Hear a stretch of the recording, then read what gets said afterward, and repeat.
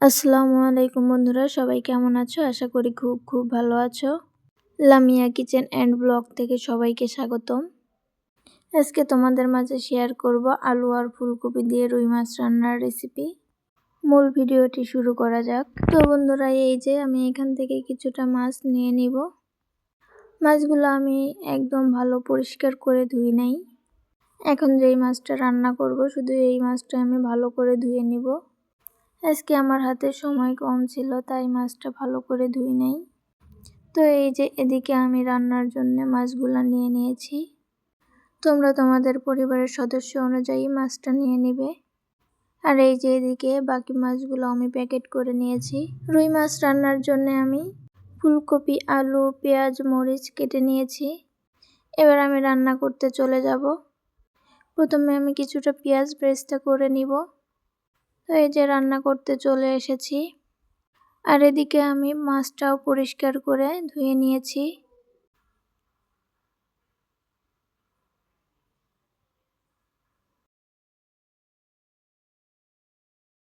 তো বন্ধুরা, এই যে আমার পেঁয়াজ বেরেস্তাটা হয়ে গেছে। এর সঙ্গে আমি 2টা এলাচ আর কিছুটা জিরা দিয়ে ভেজে নিয়েছি। এবার আমি তুলে নিব। এই যে আমি পেঁয়াজ বেরেস্তাটা তুলে নিয়েছি। তো আমি আজকেও মাছটা কষিয়ে রান্না করব।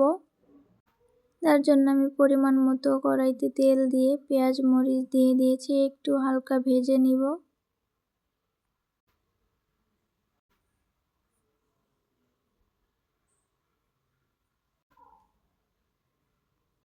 তো বন্ধুরা, এই যে আমি একটুখানি সময় নিয়ে ভেজে নিয়েছি। এবার দিয়ে দিব পরিমাণ মতো লবণ, দিয়ে দিব ধনিয়ার গুঁড়া, হলুদের গুঁড়া আর মরিচের গুঁড়া। তো আমি আমার পরিমাণ মতো ঝালটা দিয়ে দিয়েছি। তোমরা কতটুকু ঝাল খাও সেই অনুযায়ী ঝালটা দিয়ে দিবে। এবার আমি একটুখানি পানি দিয়ে দিব মাছটা কষিয়ে নেওয়ার জন্য। একে একে মাছগুলোও দিয়ে দিব। তো বন্ধুরা, এভাবে করে মাছ কষিয়ে রান্না করলে কিন্তু খেতে খুব সুস্বাদু হয়। তো এবার আমি মাছটা কষিয়ে নিব। তো বন্ধুরা, এই যে কিছু সময় জাল করার পর আমি মাছটা এবার উল্টিয়ে দিব, উল্টিয়ে কষিয়ে নিব। এর আগে আমি আরও একবার মাছটা উল্টিয়ে দিয়েছিলাম। এভাবে করে উল্টে পাল্টে মাছটা কষিয়ে রান্না করে নিলে রান্নাটা খুব ভালো হয় আর খেতেও খুব সুস্বাদু হয়। তো বন্ধুরা, তোমরা প্লিজ একবার এভাবে করে মাছটা কষিয়ে রান্না করে খেয়েই দেখো কতটা সুস্বাদু হয়। তো বন্ধুরা, আমি মাছটা তুলে নিয়েছি। আর এই যে কিছুটা ফুলকপি আর একটা আলু কেটে নিয়েছি, এবার দিয়ে কষিয়ে নিব। ভালো করে কষিয়ে রান্না করে নিব। তরকারিটা ভালো করে কষিয়ে রান্না করলে কিন্তু তরকারির স্বাদটাও তত বেশি বেড়ে যায়।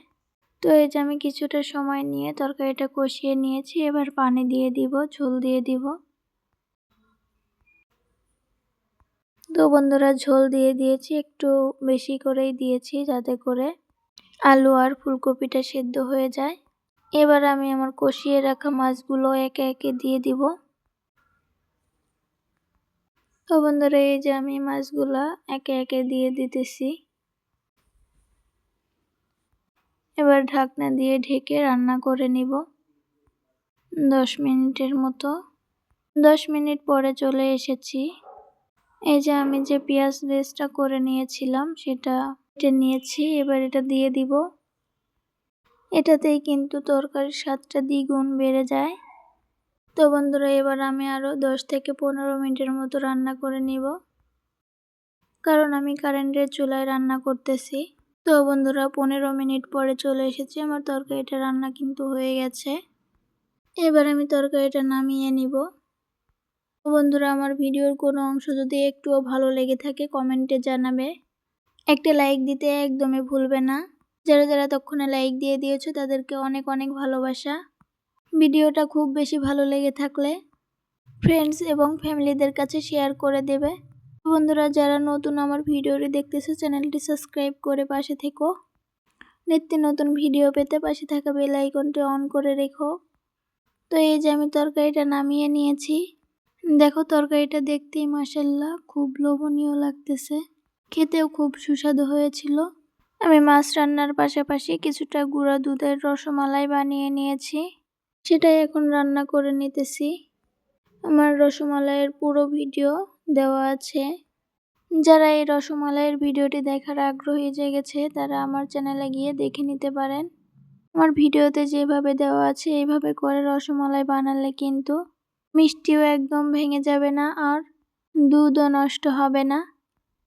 তো আমি আজকে একটু তাড়াহুড়া করে বানিয়েছি, বড় বড় করেই বানিয়ে নিয়েছি। তো বন্ধুরা, ভিডিওটা আর বেশি বড় করব না, আজকের মতো এখানেই বিদায় নিচ্ছি। সবাই ভালো থেকো, সুস্থ থেকো, আল্লাহ হাফেজ।